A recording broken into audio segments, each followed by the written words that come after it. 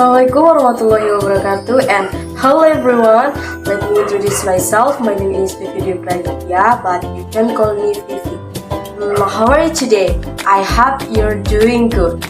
Well, we will discuss a lot of useful material in this video. Watch it until it finishes. So I hope you enjoy this learning video. Don't go anymore and stay tuned here. Before we start learning the material, it's a good idea to pray together that this learning activity can run smoothly until the end. Prayer begins.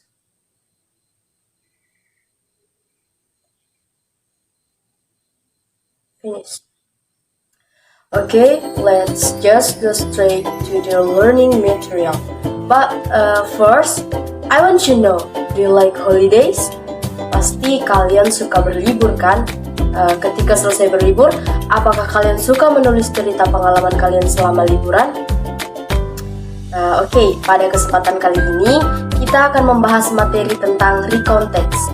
Tapi sebelum kita membahas lebih jauh, kita harus mengetahui apa itu recontext dan tujuan dari recontext tersebut. Apa saja strukturnya sehingga kita bisa lebih mudah dalam membuat atau menyusun teks recon sesuai dengan pengalaman kita.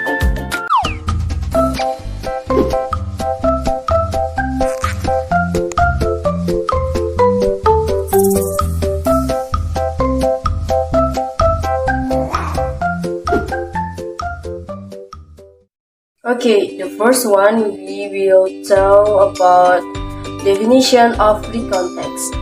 Recontext is a text that is telling the reader about one story, action, or activity. Recontext is a text which retells event or experience in the past. Jadi, recontext adalah salah satu jenis teks yang berisi cerita pengalaman kita di masa lampau. Tujuan recontext biasanya untuk menceritakan kembali dan memberikan informasi serta menghibur pembaca. Tanpa disadari, kita pasti sering menceritakan pengalaman lampau dalam kehidupan sehari-hari.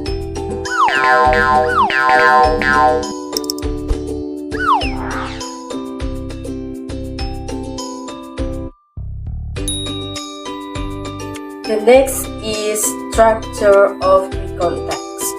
There are three structures for making recontext, namely orientation, event, and reorientation. The first is orientation. Orientation atau pengenalan. Orientation is provides the setting and introduce participant. Pada bagian orientation ini atau pengenalan tentu saja kita memperkenalkan apa isi dari cerita yang akan kita ceritakan nanti. And the second is event. Event tell what happened in what sequence. Jadi pada bagian event ini adalah cerita dari pengalaman yang sudah kita ceritakan atau pengalaman yang sudah kita tulis tersebut. Dan and the third or the last one is reorientation or conclusion. Jadi sudah jelas, conclusion ini adalah kesimpulan dari recontext yang telah kita buat tersebut.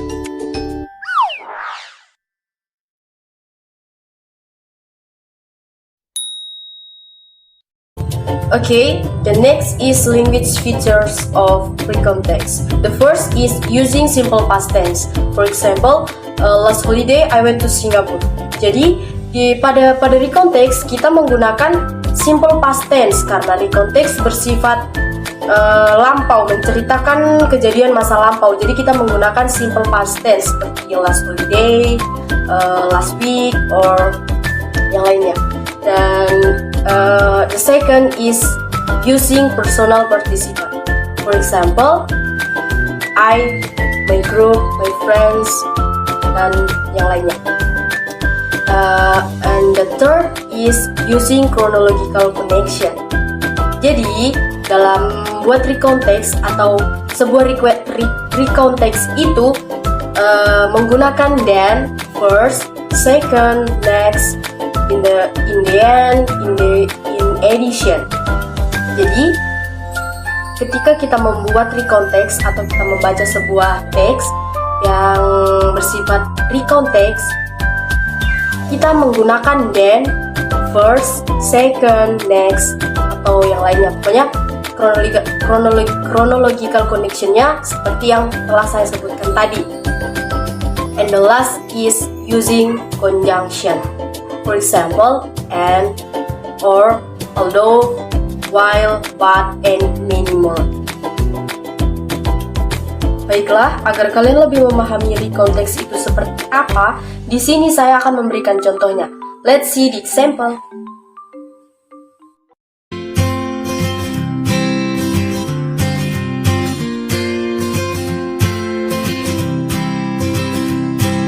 Well, from the conclusion of this material, personal recontext is recontext which has a function to tell about the author's personal experience. Personal recontext is the most common type used to write recontext. The purpose of recontext is to entertain or inform. In terms of social function, recontext is telling an experience or event that happened in the past with the aim of entertaining the reader. Jadi, dari kesimpulan materi ini adalah personal recontext merupakan recontext yang memiliki fungsi untuk menceritakan mengenai pengalaman pribadi penulis. Personal recontext merupakan jenis paling umum yang biasa digunakan untuk menulis teks recount. Tujuan dari recontext adalah untuk menghibur atau menginformasikan kepada seseorang. Secara fungsi sosial, recontext merupakan suatu pengalaman atau kejadian yang terjadi di masa lampau dengan tujuan untuk menghibur pembaca. Okay guys, that's the learning material about recontext. I hope what I have conveyed in this learning video can be useful for all of you. I apologize if there are still many mistakes in this video. Thank you for watching this learning video. Wassalamualaikum warahmatullahi wabarakatuh and goodbye everyone.